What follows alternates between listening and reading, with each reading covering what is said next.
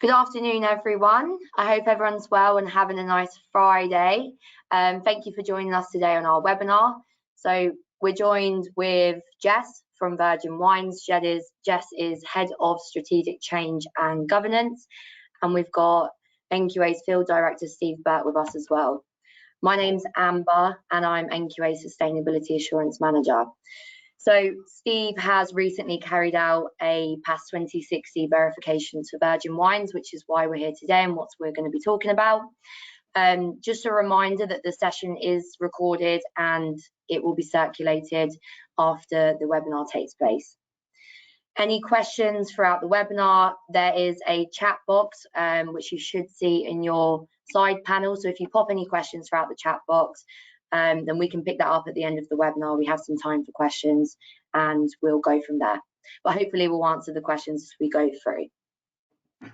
Right, so to begin, Jess, Steve, are you okay to give us a brief overview of Virgin Wines and both of your roles? If you want to start, Jess, first. Sure. So, like I said, I'm Jess. I'm the Head of Strategic Change and Governance at Virgin Wines. We recently became a listed company on AIM last year, which means the focus on sustainability is definitely increased. It's a very clear topic with investors. So I started looking after sustainability only about 18 months ago, which is hopefully a good thing for anybody who's new to this. We are an online wine retailer, so we have no physical locations, but we do have 2 warehouses and a head office, and we import wines from all over the world and package them up in our warehouses, and then we distribute them across the UK. So that's kind of a bit of an overview of kind of what our company looks like. And we've got about 190 people working for us at the moment. Amazing. Busy then, especially at this time of year. Yeah, they're also working hard in the warehouse right now for sure. And Steve, so Steve's NQA's Field Director, as I mentioned, and he also conducts our PAS 2060 audits. But Steve, if you want to give a bit of an overview on your role in NQA, that'd be great. Good afternoon, everybody. Happy Friday. As Amber said, I'm Stephen Burt. I'm the Field Director here at NQA. So my main responsibility is looking after all of our auditors within the company.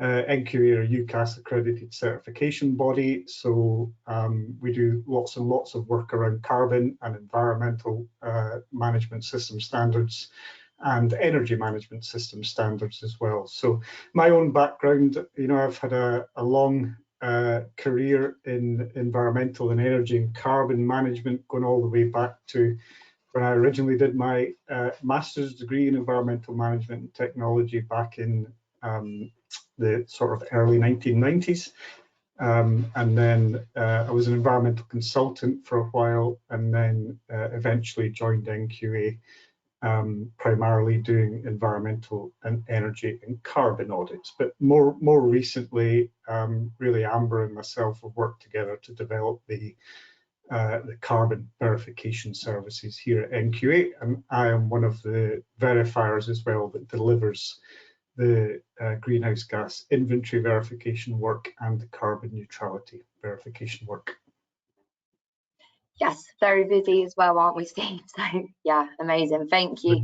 A good place to begin then, Jess, if you could talk a little bit about sort of how your journey began with carbon, why you were looking at PAS 2060, how all of this really kick-started for you and for Virgin Wines.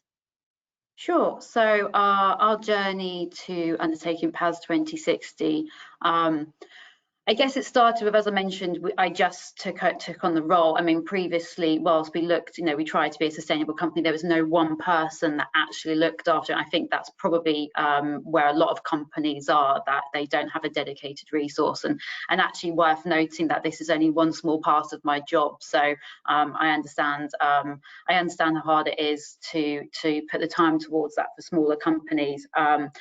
But when I was kind of putting together our sustainability roadmap, obviously net zero is the big thing that everybody's focusing on.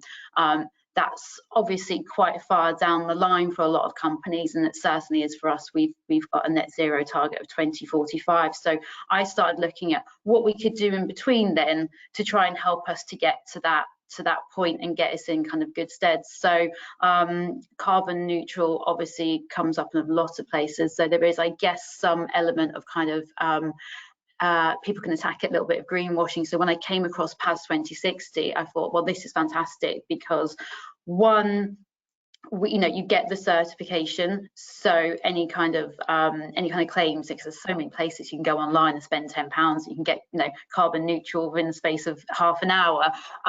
So what I loved about this is it has a proper verification process, and the fact that it focuses on carbon reduction in the following years was also another plus point, because it really tied into what we were trying to do, and it felt like a really fantastic stepping stone for us to be focusing on for the next couple of years. And I guess, so I started Googling a few things and NQA come up, and I actually spoke to quite a few companies, but you guys are fantastic. Henry, who I spoke to originally, I think God knows how many times I sent him questions, and Amber, you were incredibly patient the whole way through. So yeah, so that's why I kind of ended up going with you guys, because it is a complicated process, and if you are a single person in a company with no team, you really want a company that you can rely on. So yeah, that's kind of why I ended up falling with you guys. So, and that's why you got stuck with me and all my questions for so long. Can confirm we haven't paid just to be here, and these are all of our own. But no, that's great to hear, and I think we do speak to a lot of clients in a similar position, and definitely what you said around sort of having that stepping stone, because we all have a target of net zero, and this is a step in that direction. So yeah, I think that's definitely what we see, and it's good to hear that comes through. I mean, with that in mind, we know that there are different types of conformity assessments that you can have with PAS 2060.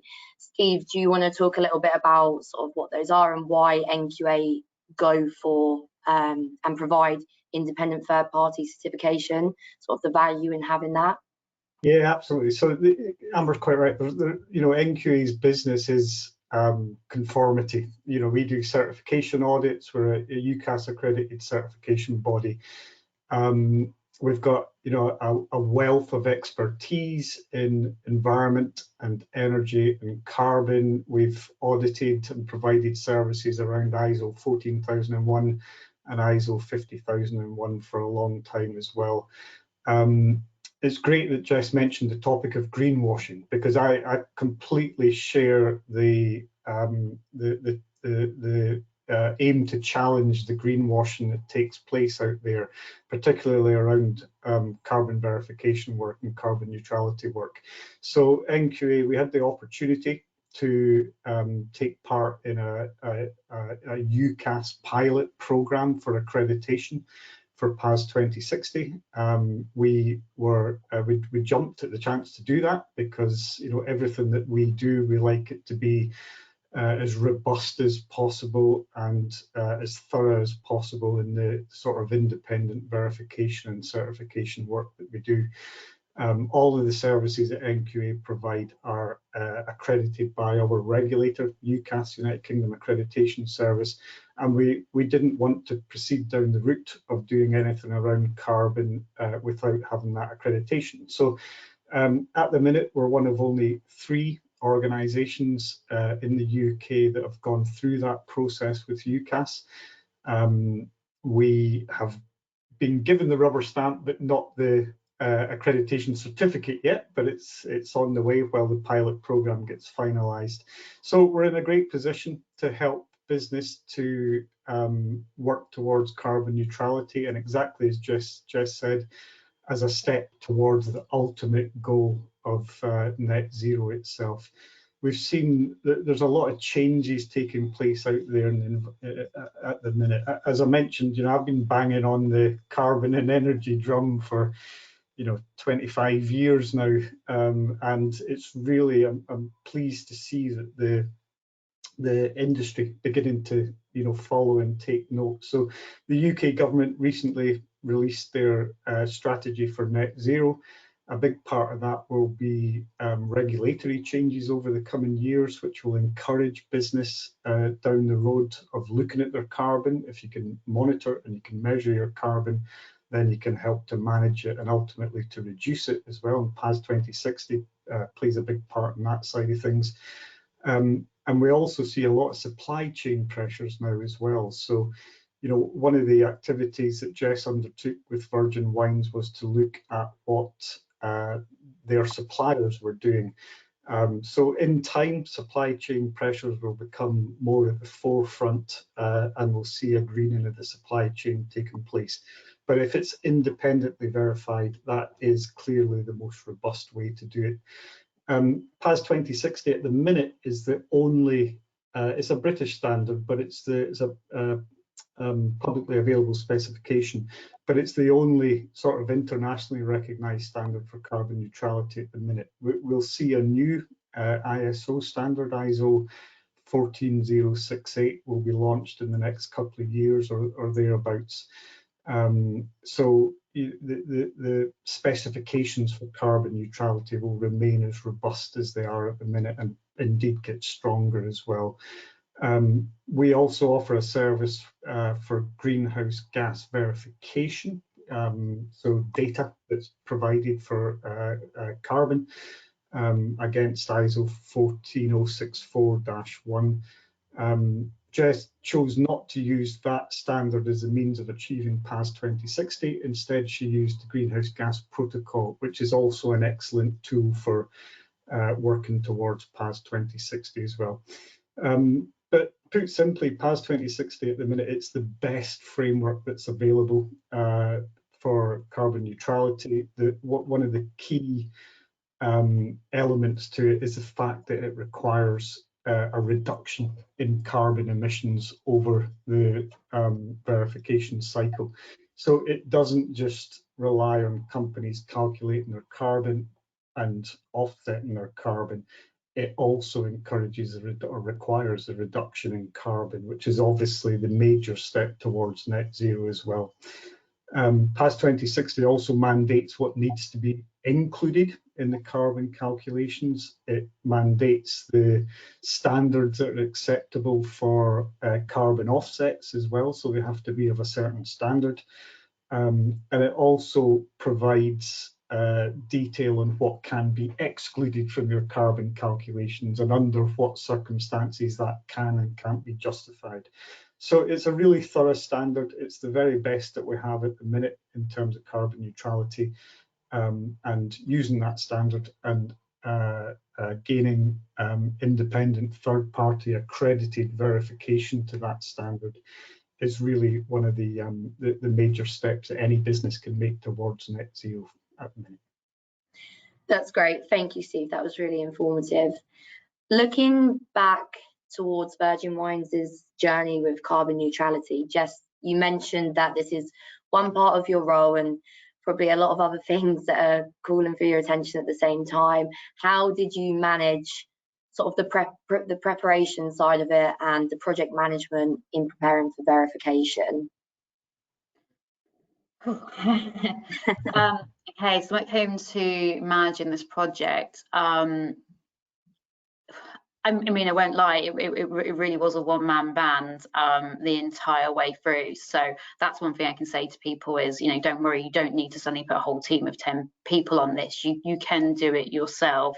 I think from start to finish, in terms of time scales, I kind of started putting the kind of GHG emission report together at the beginning of February, and that was completed about September time, obviously, because you have to, the year that we were doing ended at, in the end of June. So obviously it was a couple of months. I had to wait for things like invoices to come through. But I mean, one of the things I would say that I didn't do that I would recommend is get everybody in the business on board, because what you have to do is you have to get a lot of data from people. There's a lot of relying on teams to be able to feed things through to you, whether it's a lot of the time it's your finance team or things like invoices. So one of the things that I would do again is I probably try and get the awareness in the business from as a whole at the beginning, rather than having to keep explaining to people every time I speak to them, well, I'm doing this project and sorry, it's me again. I think I would probably just be a bit more like, okay, this is going to be a good 6 months and I'm going to ask a lot from all of you, and I realize it's probably a bit random, some of the things I'm asking you, but bear with me, this is why we're doing it and what we'll achieve, because I did find I spent a lot of time individually telling people why we're doing it when you're asking for random invoices from couriers from like 9 months ago. But I downloaded the standard, and I chose to do the GHG protocol because the guides are free and online on the website. So in all honesty, this was a complete self-taught. I used the PDF and I used the online PDF of the GHG protocol because it gives you a guide of what's in each category, and there's a separate calculation guide, so it kind of tells you how to calculate it. So there was a lot of trial and error. Some errors, as Steve will account for, when I got overly complicated in areas, but it's just about being really organised. It's just making sure you take your time and read the stuff that's there, and like I said, try and get a bit of buy-in from around the company, so that people can give you things in a reasonably timely fashion, because it's very frustrating if you're asking for stuff and having to wait for weeks for it. So again, this kind of being able to get people on board does help if they don't think it's the most important thing that you're asking for. It's good to let them know that there's a really positive outcome. And I try to fit it in on a spreadsheet and try to be very kind of logical about these things, and just try to be very organized. So one of the things that really helped was, and I think I'm sure we'll talk about it later when you get to the audit, is you need to have the evidence. So it's logging everything and filing it in a way that you can easily get back to these things. So it's so yeah, I think it probably best part of 9 months from start to finish that we actually did it. But you know, it can be a little bit time consuming at points, but I think again, if you've got teams around you, then that's great. It's not, I wouldn't say it's complicated, I just say it was you just have to be organized, you have to be patient when you're doing it. It's because the best way of, once you get going, you can get on a bit of a roll. And a lot of the time, once you've worked out what you need to do, it's just a lot of data entry actually. So but there's so many great guides out there. Obviously, I think Steve mentioned that you can use an ISO, another way of doing it. I use the GHG protocol, but the website was great, so that's a good place to go if you want to follow that, because there's so many, you know, online like webinars that they've got recorded and really thorough guides. So that's a good free place to start. And I think the standard to download is only a couple of £100. So in terms of you know, resource and kind of initial outgoings, it wasn't very costly for us as well, which as a smaller company again is quite important, because we don't have big budgets that we can spend on sustainability initiatives at the moment, unfortunately. And I know, again, and as I keep saying, many people watching will probably be in exactly the same boat. So, and I did do this alongside kind of my other jobs. So I'd say I probably spent 50% of my time on this, if that gives you a bit of an idea of kind of how long you need to, how much kind of effort you need to put in. I think what's nice is that we'll talk a little bit about it in a couple of questions time, but when you go to repeat the verification process, you know what to expect. You have all of those procedures in place, and as you mentioned, you can get people involved, and it's going to streamline it for you moving forward. So everything's a lesson coming out of it the first time round, isn't it? Sure, and this year it's great because I've got the template, and all I literally am doing now is kind of data entry. It's really fantastic. No, the initial year is always going to take a bit longer, but now I know what I'm looking for. I've got the processes set up with teams, so to save bugging finance, they save all the invoices in the folder that I can access and things like that. So over time, I know who I've got to get the things from. We've got a process set up.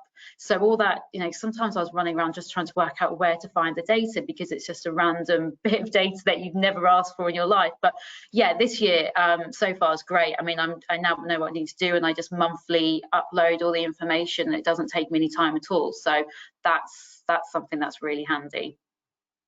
No, definitely. Steve, with that in mind, sort of for this stage of the verification process, looking at planning and preparing, is there any sort of tips that you would advise to clients sort of that was in the position that Jess was in? Obviously, she's mentioned being organised, but anything that you would advise as a lead verifier in those preparation stages that we haven't spoke about?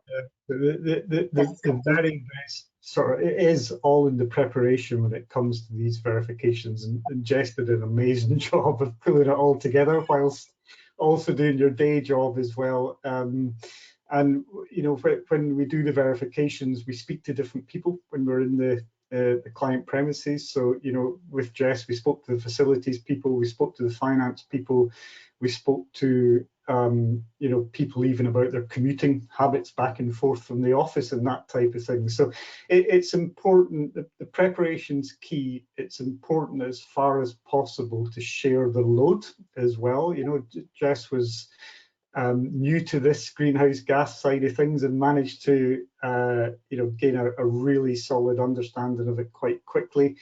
It's good if you can make it work this way as a coordination role. So coordinate your colleagues, getting them to gather the data, the finance team, for example, the commercial team, for example, the facilities teams, for example, gathering the data that you need. If you can work it, that you coordinate the gathering of that data and pull it all together, that's the very best way to do it.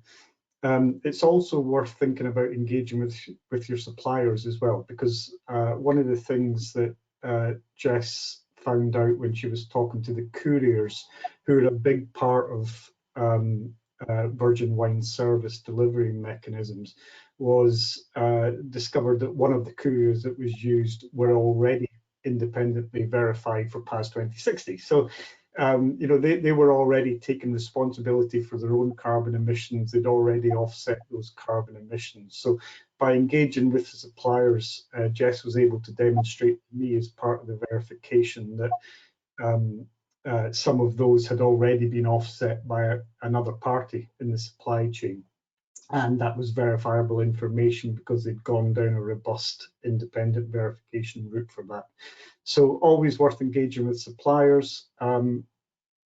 Definitely always worth keeping robust records, because the main element of the verification itself is obviously to scratch the surface of the data that we're presented with and look behind it for the original source of that data, whether that be, you know, delivery notes, waste transfer notes, electricity invoices, gas invoices, whatever it might be. But we'll always test the data really thoroughly that we see. So having the records to hand that you used or were used to produce that data in the first place is absolutely essential, because we'll always go back to the original source of the data to verify that it was correct as well. Another important point which Jess did really well was to present the data really concisely in a nice, simple, as far as it can be, easy to use spreadsheet. So we had everything that we needed. It was in one place, and it was very clear and concise and easy to follow as well. So that made the verification process much easier and much more streamlined. And another important thing to do is, and Jess touched upon it, is not to procure any carbon offsets until the verification process is complete. So the final figure, the tons of CO2 equivalent figure, which a business will come up with to demonstrate their carbon emissions, that number will inevitably change throughout the verification process, sometimes to a high degree, sometimes to a much lesser degree. So it's a good idea not to procure the carbon offsets until that final number has been agreed upon between us as the verifier and Jess as the client in this case. So wait until it's all over, prepare thoroughly to start with, and wait until it's all over before procuring the offsets. Definitely, no, that's great, thank you. So moving away from these sort of preparation stages and looking at the verification, the fun part, Jess is smiling because she's thinking, nope. A lot of our attendees today have sat on some of our previous webinars, sort of looking through the journey of PAS 2060 and how that looks with NQA. So they may be familiar with the terms pre-verifications, verification.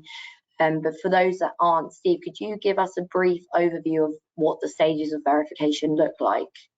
Absolutely. So there's three stages from NQA's perspective. There's three stages to the verification itself.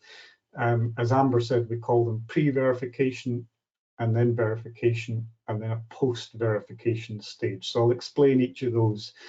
The pre-verification tends to be a short duration visit. The aim of that really is just to make sure that there's no big gaps in the data, there's no big gaps in the records, there's no big gaps in the documentation. And the aim of that is really to assess the state of readiness to go forward to the main verification stage itself. So it gives an opportunity for us, and it gives an opportunity for Jess to just make sure that everything's going to go well when we come to the main verification itself. In the case of Virgin Wines, we did that in July 2022, I think it was. I remember it was a very hot sunny day, so it must have been the summertime. And then that went extremely well because of Jess's preparation for that. So we progressed then to the main verification stage, which we undertook to cover all 3 sites, the Norwich head office, the Bolton warehouse and the Preston warehouse. We did that those visits as a combination of virtual site visits and actual on-site visits as well. So the main verification, as I mentioned previously, is really about scratching the surface of the data that we're presented with, speaking to people at various levels with various responsibilities in the business, and getting back to those original source records where the data's come from and verifying that it all matches up. We take a risk-based approach to what it is that we look at. So, you know, we don't usually set out to try to sample 100% of the data that we're presented with. We take a risk-based approach to that, and we'll sample to begin with the highest emitters that are in the data, and work our way through all the scope 1s, scope 2s and scope 3s, which are the different categories of direct and indirect emissions, and you know, sample as much as we possibly could. In the case of Virgin Wines, it was so well organised by Jess that we were actually able to sample close to 100% of the data that we were presented with. So we got, you know, the large emission sources verified first, and we were able to work our way through to the point that we were pretty close to sampling 100% of it at that point. So once the verification is complete, the next stage is to undertake a post-verification. So the requirement for that actually comes to NQA via a standard called ISO 14064-3, which is the ISO standard that controls how we go about doing the verifications. And there's a requirement in that for an independent review after the verification's taken place. So we call that the post-verification visit. It's really a belt and braces approach. It's one of my colleagues who's also a qualified greenhouse gas verifier, but hasn't been involved in the verification process itself. And they basically do a review of the work that's been undertaken, make sure that it all holds together, make sure that we've covered everything that we need to cover. And at that stage, we were able to issue the verification opinion statement, which is really the certificate that verifies that carbon neutrality has taken place. With that in mind, Jess, do you want to run us through how your pre-verification and verification, how you found that? Did you have any challenges? Did you find it hard work? Sure. So going through the verification process, I mean, I'll point out that I'm really awful at trying to remember where I put everything. So actually, as Steve said, I was very organised, but that's generally not because I thought I'd need to be that organised. It's just because you know, when people are sending you stuff, I thought, well, I'll never remember, so I'll save it in folders of, you know, scope 1 Norwich, you know, category 5 Norwich, Bolton, Preston, and as it was, as luck had it, it was the most life-saving thing ever, because it meant I could go straight to where it is and get it. And I wrote a lot of notes. That's one thing, because you're doing this over a long period of time. So when you get to the verification, you kind of something you did 6 months prior. I found having notes when you're doing the work, if you've got any notes, it's quite good. But I found the verification wasn't it was actually we had quite a laugh at some points. It was fine. It wasn't as scary as I thought. I was expecting some kind of mean, scary order to rock up, and I got Steve, so I think I was quite lucky, really. But the pre-verification was really handy. It made the world of difference, because we were able to sit and I was able to show him kind of, right, well, this is where we're up to and this is how I'm doing it. And at that point, Steve was able to kind of point me to a few things that maybe I just need to tweak, or I said, have I got the right information here? And he was able to do that, which is great. So it kind of gives you that real confident edge that you're going the right direction, and places where you're not, or you haven't got the right level of data, you've got time between then and the actual verification to sort it. The one thing I would definitely recommend, not that you would, I'm sure anybody listening would do this, but you have got to be really transparent and really upfront with this. So if there's any kind of trying to push things through and hope it'll be hidden in the data and people won't know, and as Steve said, he was collaring my colleagues in the warehouse and asking them random questions, and that they're going to tell you exactly what actually, what's what really. So you do, not that I'd imagine anybody would be trying to do anything on the dodgy side, but make sure you have clear notes, make sure you're transparent, and if there's anything you're really not sure about in the verification, when you're doing the prep and stuff, make sure that you kind of have that conversation with your auditor, because it is just another person who's trying to get the same kind of resolution with you. That they're working with you, not against you. So you can have quite open conversations. But yeah, I think it went quite well overall, and it wasn't that many days either, which is quite nice. And being able to go and do it a little bit kind of hybrid, so some on site and some off site, was really convenient, because you're in Edinburgh, Steve, and I'm in Norwich, so we're really close to each other, so it's really handy to get. So that was great. So I kind of walked around with my Teams on my phone all day, looking like an absolute nutter, going around and showing him pictures of our radiators and stuff like that. So again, another thing you might want to brief your team about before you do that, but that was really convenient and it was really helpful. So and there were a couple of things where I'd gone wrong, because I think I overcomplicated a few things, and Steve was able to say, actually, no, you need to use these kind of government emission factors, like not the weird American ones that I found and stuff like that. So if you do go wrong and don't quite get it, you've got time to go back and change it, which was helpful. And so I managed to make sure in the end, between the different verifications, I managed to correct everything and then get it re-verified, which was very helpful. So it's not a make or break if you don't get it there and then, which is quite helpful also. No, that's great. And I mean, Steve, from a verifier's point of view, is there any sort of, looking back and reflecting on Virgin Wines' verification, was there any sort of challenges or anything that you thought worked well, or sort of feedback that you can give looking back from a verifier's point of view on that? It was a dream verification to do. Jess had prepared it so precisely and so well organized that it really did, it was the most straightforward one that I think I've ever done, and may even ever do as well. I haven't paid him to say this, by the way. It was just beautifully organized, with all of the records in place, all of the data really clearly presented. And Jess herself, considering this isn't her background, her understanding and how quickly she'd got her head around the different categories in the greenhouse gas protocol and the different requirements in PAS 2060 was superb. So it really was a dream one to do, and the company themselves obviously highly committed to the process, which makes it much easier for everybody, both Jess and myself, to have that sort of senior level support in the business to strive towards carbon neutrality and net zero as well.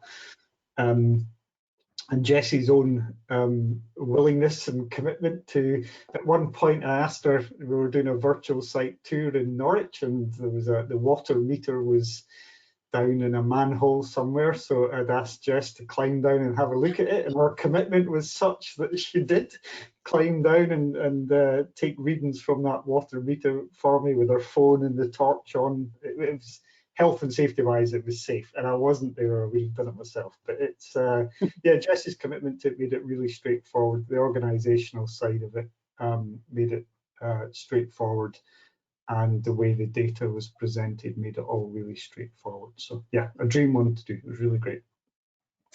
Well, I was going to ask for any examples of activities throughout the verification, but you've just given us a good one. And I'm sure Jess will look back at it fondly and hope that she doesn't have to do next year. Yeah. Yeah, at that point, it definitely was getting a few weird looks from people, but yeah, don't have to know. I don't think that's a definite part of everybody's PAS 2060 that you have to get down manholes, but yeah, it certainly was part of mine. So Jess, sort of looking into the future and away from the verification coming out of the back end of it, have you seen any benefits that have come from this, or anything that you may feel come out of this? I'm aware that this is still quite fresh for Virgin Wines, but anything that you've seen, any stats or anything that you're hoping to see for Virgin Wines?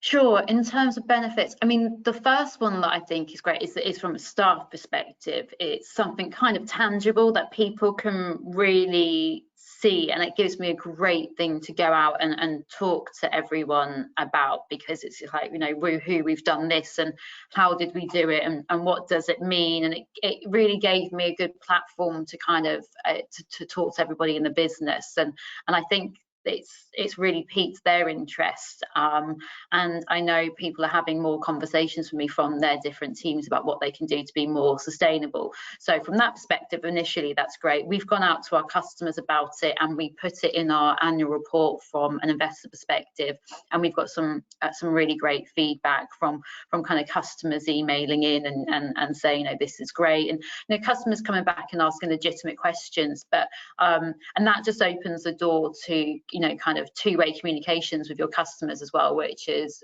great. And you know, some people came back with some really hard-hitting questions about what we're doing, and that's fine, because the point is you can have these conversations. It's better to have those conversations and say, well, hey, fine, we aren't doing everything that we could do, but we're on our journey, and I think every business is using that phrase of being on a journey, and I think as long as you're on it and you're trying your hardest and you are taking those steps, then you're going in the right direction. And yeah, so we've had some, you know, we've been able to put it over our website. So in terms of the benefits, absolutely, I think I think it's, from a communications perspective, it's really got it out there, and we were the first online wine retailer to get certified carbon neutral. So you know, it's always fantastic from a kind of, you know, competitive edge perspective to have that, really. So hopefully, in terms of as a player in the wine market, you know, we could be seen as one of the leaders in trying to be more sustainable, and I think that's really important these days, because people want to shop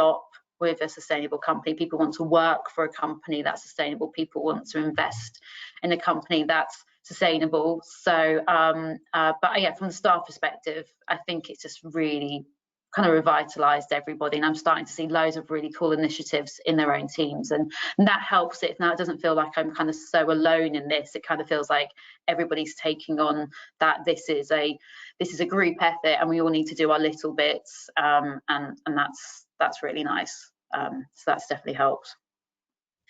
No, that sounds great, and I guess one of the things with PAS 2060, as you both sort of mentioned when we was chatting about it to start, is that you have to have this year-on-year reduction. So it's inevitable that you're going to have those benefits and actual reductions in your emissions as well. So as you go through your repeat verifications, it'll be interesting to see sort of how that lands from that side of things as well. So it's nice that it spans across sort of commercial, sort of employees and staff, and also sort of tangible stats as well. So yeah, no, that's really good to hear.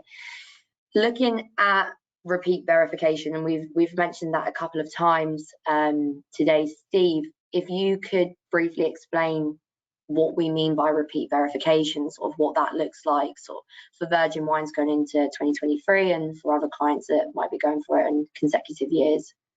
Yeah, so it's really you know, a reconfirmation that the requirements of PAS 2060 remain in place, and that Virgin Wines remain in conformance with those requirements as well. So it's very much a similar methodology that we undertook for the main verification itself. However, because in the first year of PAS 2060, for any client, it's allowed to offset your carbon emissions.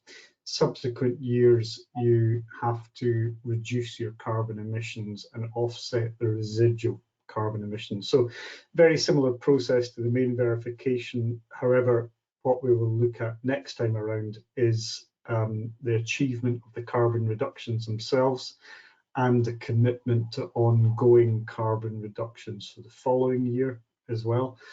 We'll do some further checks around making sure that, you know, the activities that lead to the greenhouse gas emissions haven't been offshored or transferred elsewhere, out with the scope of the PAS 2060 verification side of things, and that there hasn't been what they call carbon leakage taken place to other, you know, parts of the world or other countries, that type of thing as well.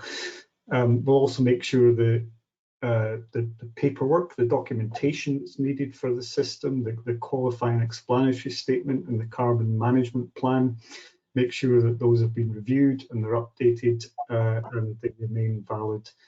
And also do a check on the retirement of the offsets that were initially used as well. So very similar process, but a few additional bits and pieces around the improvement in carbon performance to make. So Jess, we've spoken a little bit about how you prepared for your initial verification, and I know, sort of as you mentioned, getting more people involved and how you're looking to do that for future.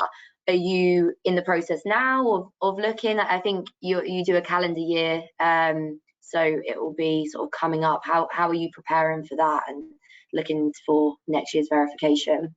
So in terms of preparing for the kind of repeat verification, one, because like I said previously, because we've done, you know, I've got the format and I know it works, and I've got the process in place to get the data. That side's quite easy.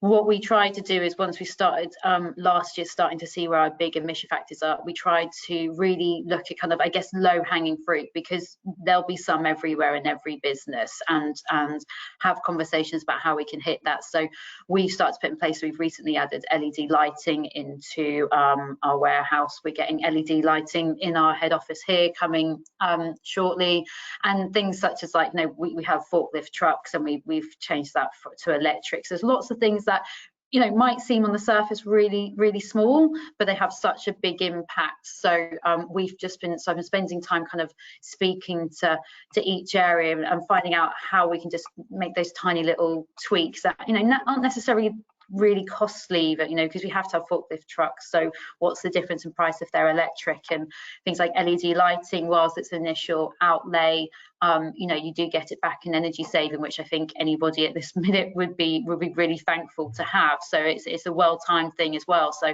I think a lot of the time it's going through and finding those low-hanging fruits and finding those maybe not so costly things that can just have that kind of, you know, really good day-to-day impact. But I think because I've been working with so many people over the last year trying to sort it, and because I've really engaged with people since we achieved it, people are definitely more open to having those conversations with me. I don't feel like I'm having to start from scratch and go, well, I'm doing this project and this is what it is. They kind of know, and people are actually coming up with ideas of their own as well and putting those forward, which is really helpful, because I didn't have that now. Now I'm getting people in the warehouse going, well, did you know if we did this and this and this, you know, it would definitely save us some energy. I don't know how much, but why don't we look into it?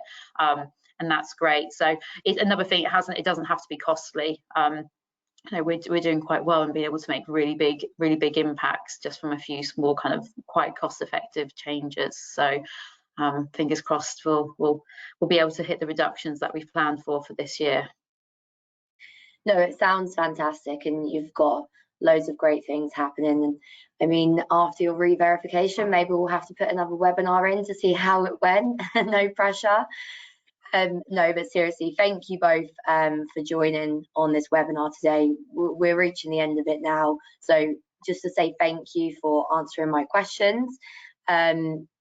one last question from me for both of you to sort of wrap up, and then we'll see if we have any questions from the audience, is one top tip from each of you in implementing and verifying PAS 2060.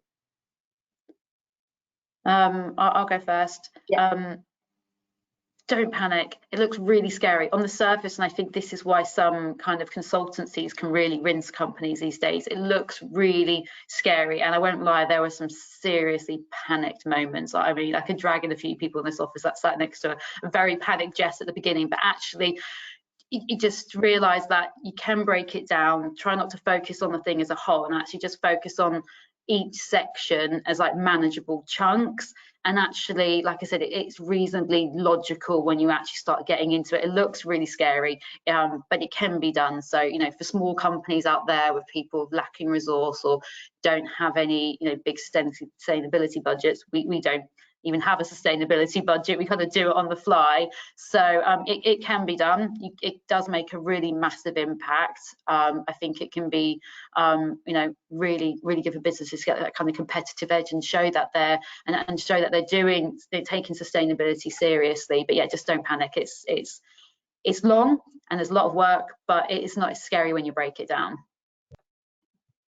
Amazing, thank you. And Steve, your one top tip?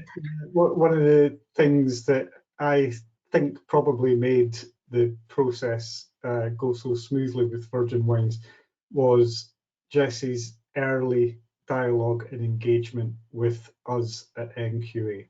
So, you know, from the earliest stages when she was initially thinking about it, you know, Amber and I had a few online discussions at that stage, well before the pre-verification, just to make sure that, you know, everything was going to go according to plan, and that worked really well. So early engagement with the verification body, good idea.